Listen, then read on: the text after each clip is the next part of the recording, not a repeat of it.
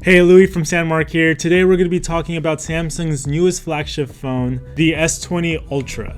The biggest news of the S20 Ultra is their 108 megapixel camera with optical zoom. So in this video, we're going to be comparing the Samsung S20 Ultra's telephoto camera to Apple's iPhone 11 Pro Max's telephoto camera and see how they compare to one another.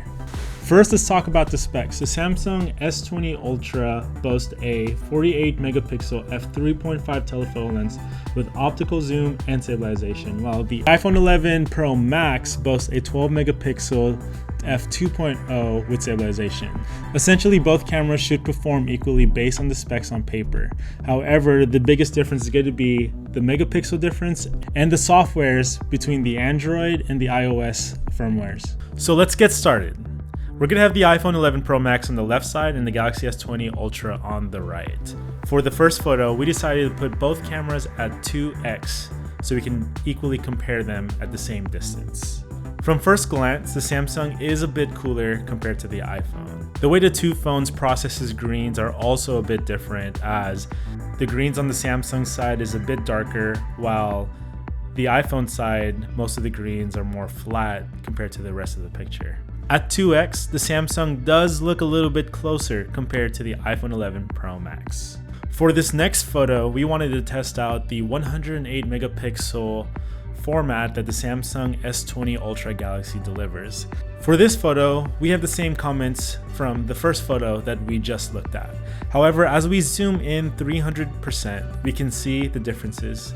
The Galaxy S20 Ultra is a bit sharper compared to the iPhone 11 Pro Max, and that's because of the 108 megapixel camera, which is expected as it does carry more pixels in one photo. The Galaxy S20 Ultra is able to maintain its sharpness even as it's zoomed in.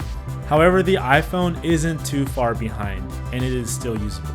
For this test, we wanted to do something fun. We decided to use our SANDMARC telephoto lens on the iPhone 11 Pro Max to see how it compares to the two native cameras of the iPhone 11 Pro Max and the Galaxy S20 Ultra. Here's what we got. The Galaxy S20 Ultra holds a cooler tone compared to the iPhone, while the iPhone creates a warmer and somewhat flatter image. However, the iPhone Pro Max with the SANDMARC telephoto lens seems like it's taking in more light, as you can see in the background and on the face of the model, and is able to blur the background just a little bit more, and we think this is because the iPhone's wide lens has a wider aperture compared to the telephoto at 1.8. Now, one of the biggest features of the Samsung Galaxy S20 Ultra is its ability to zoom in up to 100 times. So we wanted to see the differences in sharpness, color, and quality of each photos as we zoom in. So for this test, we'll start at 1x and go all the way up to 100x and compare each photo. At 1x, 2x, and 4x, the photos all look pretty sharp.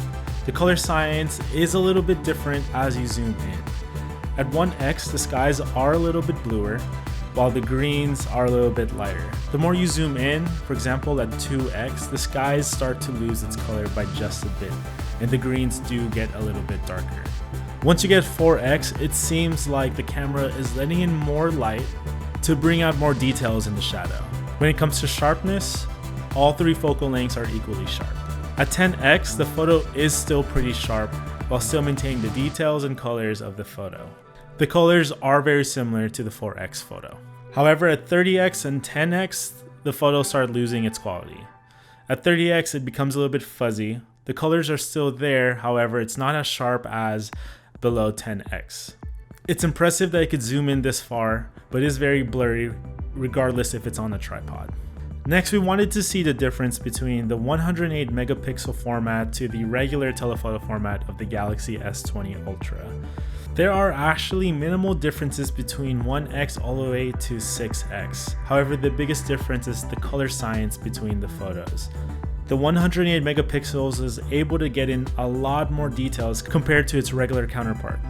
And this is true at 2x and also at 4x. The last test we decided to do is a bokeh test to see how well the cameras blur the background. From first glance, the Galaxy S20 Ultra compared to the iPhone 11 Pro Max is able to blur the background a little bit more.